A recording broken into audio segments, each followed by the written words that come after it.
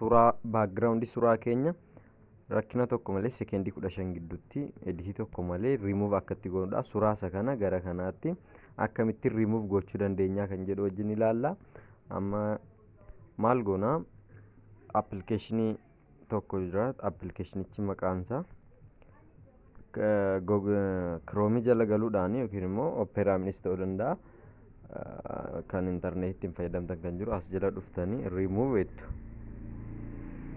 bg jettanii kana search gootu jechuudha. Erga gootanii booda isa jalqabarra isinii fidu isa kana linkii isa kanatti si'a tokko itti buutanii seentu. Erga itti buutanii seentanii booda argaa jirtu jalqabarra jira upload image kan jedhu isa kana si'a tokko itti buutu. Achi gara gaalarii jala singeessaa ofuma isaatiin suuraa background isaa remove akka isiniif ta'u barbaadan sana ani isa kana yoon godhe si'a tokko itti buunee eegganna. Ofuma isaatiin remove godha like that. Kana akkuma argitanidha. Buusuu yoo barbaadan gara gaalarii keessanitti download kan jedhu isa kanatti buutu yookiin quality guddaa akka isiniif qabu yoo barbaadan immoo isa download HD jedhu kanaanidha. Download kan jedhu si'a tokko itti buuna. Ofiin download godheera. Kuno open kan jedhu kana si'a tokko itti buuna. Open jedhu ishee kan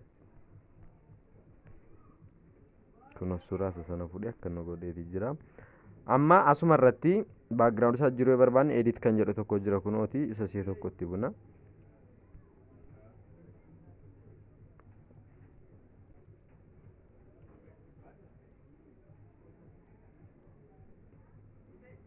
Amma si'a tokko eegatti buunee booda gara kanaatti nu geessa.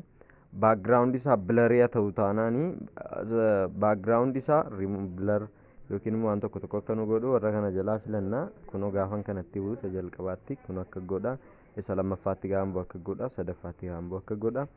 Background jijjiiruu yoo barbaanne immoo gara akka goona akkas gara mirgaatti si'a tokko akkas haaqna itti buuna isa akka nu godhu barbaadu. Saayizii isaa qaqannasuuf warra kanatti buuna akkas goona.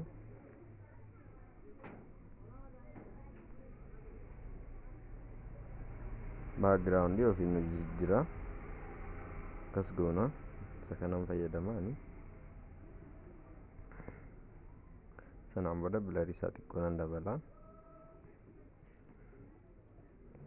Save gochuuf immoo ishees jirtu kana ishee gara gubbaa gara mirgaa ishee si'a tokko itti buutu.